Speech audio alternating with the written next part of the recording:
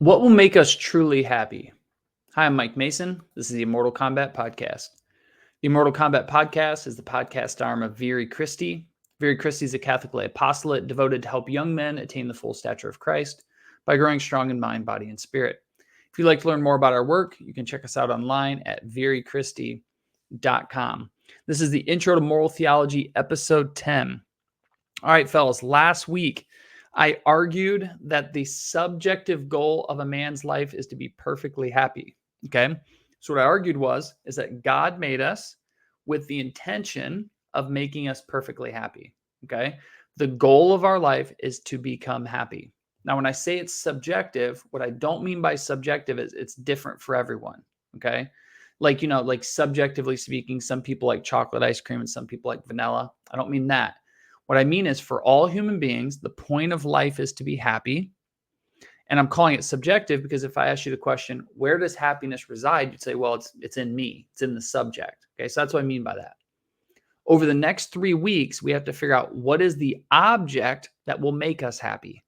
Okay, so when I say, and when the church says, and when the Thomas Aquinas says, the point of life is to be happy, they don't mean you just kind of do whatever it is you feel like doing. Okay, so they're not saying whatever you want to do, different strokes for different folks, whatever. No, he has in mind that there is an object that we were made for, and it's the only object that'll work.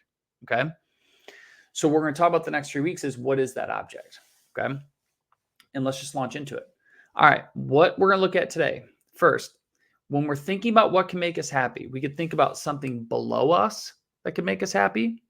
We could think of man himself, what makes him happy, and then what might be above us. So we can look at what's below man, what's in man, or what's above man. Now, let's look at what below man. Is there anything below us that can make us perfectly happy? When I say something below, what I mean is stuff like things that are less than us, like wealth, honor, fame, power, pleasure, stuff like that. Okay. So are there objects that when you compare the object to a human, they're below us? Could any of those things work? And the answer is no.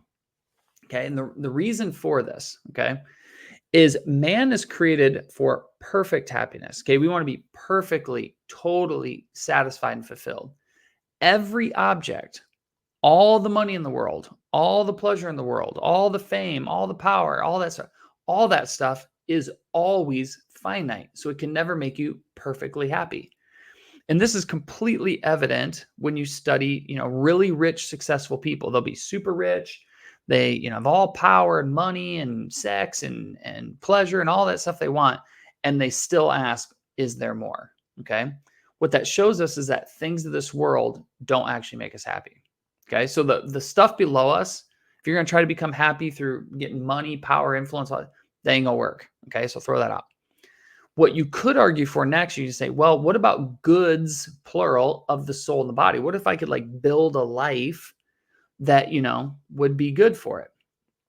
I'm going to argue next 2 weeks that doesn't work either, which would leave us just with God. What's above us is the only thing that makes us happy, which is what will be at the end. Okay, so that's the plan of attack. So something below us doesn't work.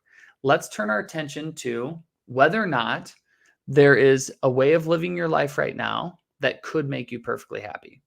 And I'm going to couch all the different ways people could do this into 4 categories. These categories are hedonism, utilitarianism, stoicism, and evolutionism. And all basic approaches to life can fall under one of these 4, and that's why I picked them. Okay.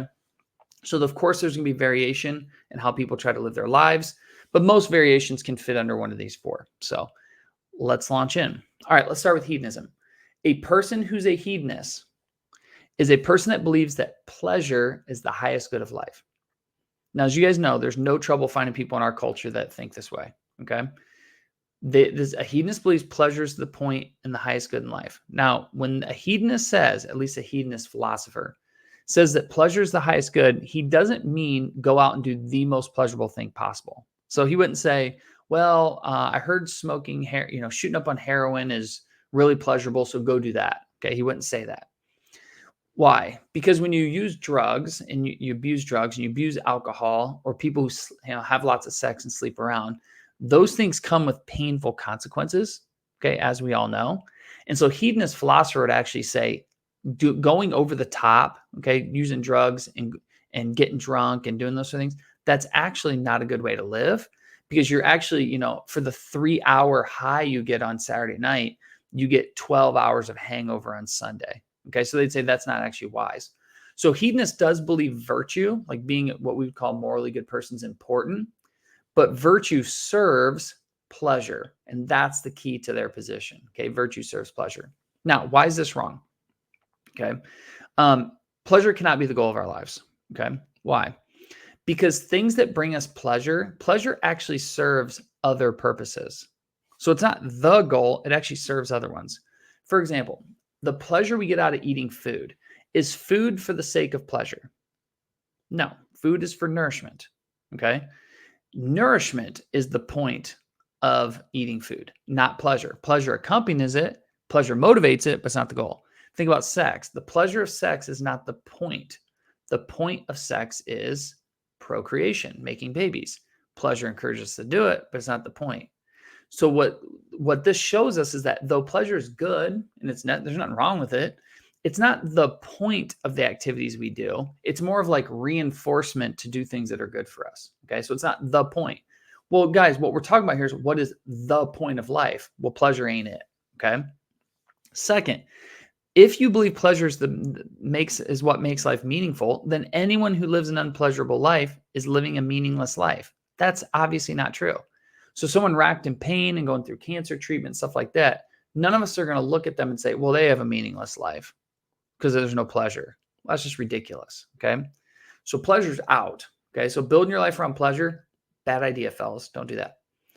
How about utilitarianism? Utilitarianism is just a fancy term that means with this. It's just like hedonism. Okay. It believes pleasure is the point of life, but it's pleasure for the most amount of people as possible.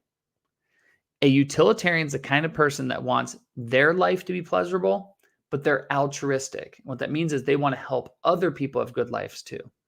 So like social justice warriors or people who get into politics and advocacy, they kind of have this utilitarian thing where they just want to help people. So say the point of life is to help people. Okay. Why is this wrong? One, helping people is a perfectly good thing. And we could argue is a part of the good and happy life, just like pleasure is a part of the good and happy life. But altruistic pleasure, okay, the pleasure you get out of helping other people cannot be the point of life. And for two reasons. First, okay, if the point of life is to help people, what that means is that the people being helped are living meaningless lives. Okay. So if helping people is the point of life, what about the people who can't help anyone because they need to be helped? Well, their lives are meaningless. Well, that's ridiculous. Okay. So that can't be the case. So there's one chip in the utilitarian armor. The second one is, let's just say for argument's sake, everyone was helped. Okay. Let's just imagine a world where everyone's been helped. It's all good. Then what's life for all of us? You guessed it, meaningless. Okay. This can't be the case. All right. So utilitarianism fails on those two scores. All right. Now, let's just rehash this because we're butting up against the end of our time. The reason why hedonism and utilitarianism fail fundamentally is these are atheistic views of the good life. Okay. They don't believe there's a God and they don't believe there's an afterlife. Hedonism, utilitarianism, that pleasure is the point of life, either pleasure for one person or pleasure for everyone, doesn't matter. It's a this world philosophy that's completely, obviously, is incompatible with Catholicism. And for the reasons I just gave, is deficient philosophically too. Okay.